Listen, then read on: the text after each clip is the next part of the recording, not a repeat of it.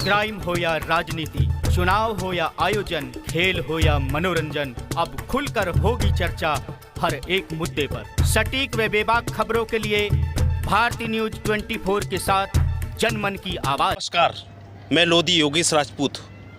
दोस्तों, पिछले 70 दिनों से हमारे देश का अन्नदाता किसान दिल्ली की दहलीज पर कड़ाके की सर्दियों में 100 से ज़्यादा जान गंवाने के बाद केंद्र में बैठी हुई मोदी सरकार के विरुद्ध 3 काले कानून को निरस्त कराने की मांग को लेकर लगातार संघर्ष कर रहा है। परंतु कुछ लोग साजिश के तहत हमारे देश के अन्नदाता किसान को बदनाम करने की षड्यंत्र रचा जा रहा है। 26 जनवरी के लाल किला पर जो हुआ उसकी हम घोर निंदा करते हैं। साथ में गृह मंत्री अमित शाह जी से अपील करते हैं कि लाल किला पर जिसने भी इस हमारे किले के अपमान हमारे देश के प्रति इस तरीका से झंडा फहराया उसको राष्ट्रद्रोह के तहत जेल में डाल देने का प्रावधान कर देना चाहिए। परंतु ऐसा नहीं करेंगे आप। क्यों नहीं करेंगे आप? पूरा देश समझ चुका है। मैं बात कर रहा हूं अब दीप सिद्धू की। दीप सिद्धू जैसे लोगों ने किस तरीका से हमारे देश के अन्नदाता किसान को बदनाम कराने की साजिश रच दी। मैं उस पुरानी वीडियो के तहत मैं आज फिर उस बात को नहीं जाना चाहता। मैं बात कर रहा हूं, आज बजट पास हुआ। आज बजट में किसानों के प्रति कितनी संवेदना आपने दिखाई, पूरा देश समझता है। शिक्षा और स्वास्थ्य के लिए आपने जो योगदान किया है इस बजट में सराहनीय है। कोविड-19 के लिए आपने 32,000 करोड़ रुपए का प्रावधान किया है। 20,000 करोड़ रुपए का अभी तक आप हिसाब नहीं दे सके। मैं समझ सकता हूं, पूरा देश समझता है इस बात को। खैर, आज गाजीपुर और टीकरी बॉर्डर पर किस तरीका से किसानों को हटाने के लिए फोर्स लगा दिए गए हैं। क्या किसान इसी तरीका से हटा जाएगा? देश का अन्नदाता किसान को बीजेपी के कुछ लोग जाकर के, विधायक जैसे कुछ लोग जाकर के हमारे देश के अन्नदाता किसान को पीटेंगे, मारेंगे। हमारे किसान को रुलाया गया और एक आंसू ने दिखा दिया इस सरकार को कि हम सब एक हैं।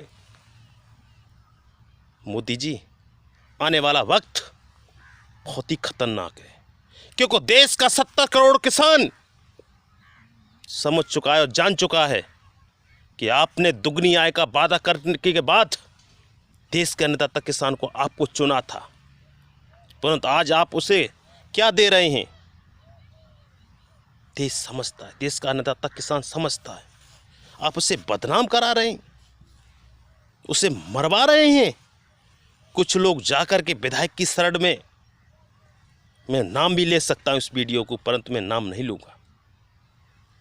किसानों को पीटा जा रहा है।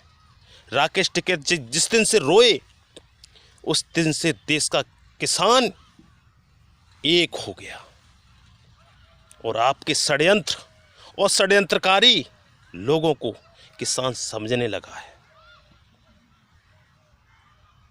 आदरणीय मोदी जी, इस अब काले कानून को वापस करा लीजिए। एमएसपी पर गारंटी के तहत बिल बना दीजिए। इतना आपका अच्छा योग्य बिल देश का अन्नदाता किसान अब नहीं चाहता। हद हो गई, बहुत हो गई। आज देश का अन्नदाता किसान 70 दिनों से यही पूछ रहा है। 70 सवाल पैदा हो रहे हैं देश के अन्नदाता किसान के दिमाग में कि मोदी जी किसके लिए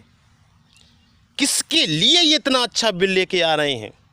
हम तो नहीं चाह रहे, देश का अन्नदाता किसान तो नहीं चाह रहा है इतना अच्छे बिल, फिर आप किसके लिए इतने योग्य बिल थोप रहे हैं? आज का वीडियो को बनाने का मेरा सिर्फ यही मकसद था कि आगामी अब अपने प्रतिनिधि को, जैसा कि आपने कहा था, कल कहा है आपने, एक कॉल, सिर्फ एक कॉल, एक फ़ोन कॉलिंग की दूरी। मैं समझता हूँ फ़ोन करेगा कौन? आप अपने प्रतिनिधियों से भेजिए, किसानों को बुलाइए, फिर मीटिंग कीजिए।